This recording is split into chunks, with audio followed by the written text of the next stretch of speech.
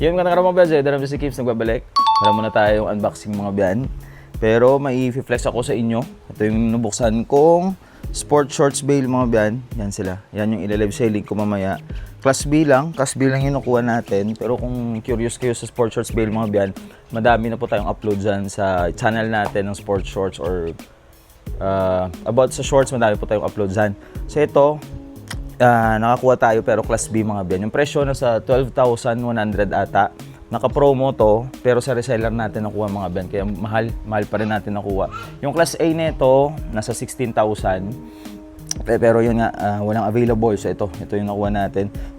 Pinagkaiba lang ng class A at saka class B mga biyan. Yung class A mahal, tapos may mga good size, tapos bago yung mga shorts. Dito naman, maraming big size. Yung quality, merong mga madami ring okay na quality, pero kailangan mo pa siyang labhan. Unlike sa class A na usually malinis talaga.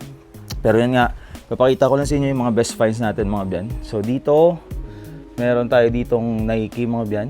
Mamaya live selling natin. Nakachamba tayo sa bail na nabuksan natin kasi nakakuha tayo ng Stussy, legit na Stussy yan. Ano yan mga biyan ha? Green yan, kaso sa video parang light lang siya. Tapos may Hugo Boss tayo, 511, Diadora, Nautica, ano to, Bird Dogs to. Then, ito, hindi ako familiar sa brand pero maganda yung quality. Dito sa kabila mga Nike yan mga biyan. Nike. May get 200 pieces to kasi more on panlalaki siya. Kung more on pambabae or kung maraming pambabae, minsan umaabot ng 250 pieces. Nike, Adidas. Yan siya. Adidas pa yun sa ilalim. O'Neal. Tapos, ito pa mga biyan. Ito pa yung mga mga best finds pa natin. Dito mga big size to eh. Yung mga bagsak presyo ko, nilagay ko na sa store. So ito yung mga kasama pa ng best finds natin mga biyan. Ito pa sila. Madaming Nike. Kasi yung nga lang issue natin, medyo big size sila. Loose yung garter. Ano tayo? Asics. Kuha tayo ng Under Armour. Ano pa ba? Ito, madami pa. Andito pala. May mga End-1. Arrange ko rin naman to eh. Hurley, ginawan ko na lang ng video. Again, kung yung supplier natin, lagay ko na lang dyan mga biyan. 12,000 yung kuha natin, pero limited lang yung ganitong bail mga biyan.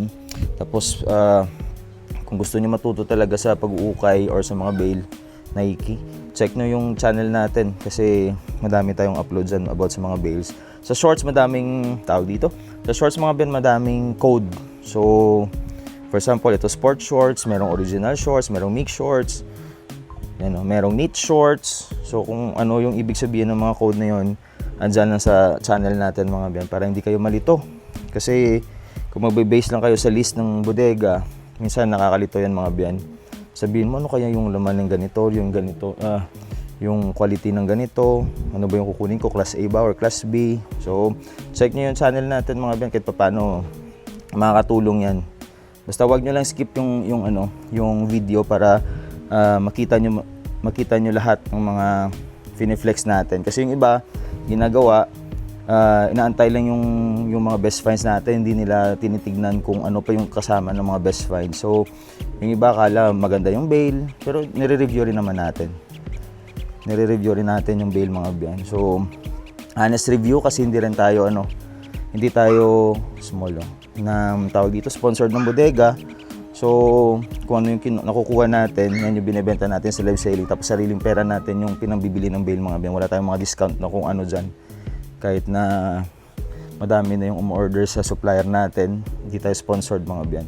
Sariling pera, yan yung issue sa End-1. May mga bagsak presyo ako pero nilagay ko na sa store. Binenta ko na ng 50 para pagdating sa live selling, alam ko na yung mga quality na ibibenta natin. Sineperate ko na. Under Armour ito. Yan. Under Armour. Yan, normal lang yan. Basta basketball shorts, normal yung mga ganyang issue. Yan. End-1. 150. Mabenta pa yung 150. Tapos, ano pa ba? Ano pa ito? Sa mga St. John's Bay. Yung big size, papakita ko rin sa inyo. Kung gaano kadami. Yung sa selected ko, umabot ata ito ng mahigit 100 pieces. Kasi mga 130 pieces yung selected natin.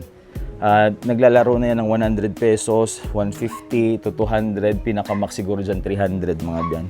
So dapat marunong kang mag-sort. Ito maganda to. Quicksilver pala to. Dapat marunong kang mag-sort ng items mga yan para hindi ka malugi sa bail. Russell Athletics, Champion, End one. Baba. Aero ata to. Dapat marunong ka mag-sort aero, tapos mag-pricing. Para kahit pangit yung bail, hindi ka malulugi. DC. Ano ba to? Nike rin ata to. Nike. Yan siya. Ito, Quicksilver. Or Billabong. Billabong yan mga biyan. Meron tayo ditong Hurley. Tapos Nike. So, isusort ko rin naman mamaya yan. Yan mo na muna natin dyan. Tapos ito yung mga, pwede nating ibenta ng 100, 150. Ito may mga damage natin. May mga butas. Ano mga biyan FYI yung may mga issue talaga na kasama yan. Ito. Yung bail, walang perfect bail mga biyan. Lahat yan may issue yan kasama. Ito Speedo, bagong-bago, pero may damage to. Late ko na nakita. Nakasama ko pa to sa sa selected ko sana. Issue yun mga biyan. Tapos ito, may mga butas yan. Normal lang yan sa bail na may mga issue. Yung mga tag 100 natin. RSQ, Kirkland, may mga Reebok tayo.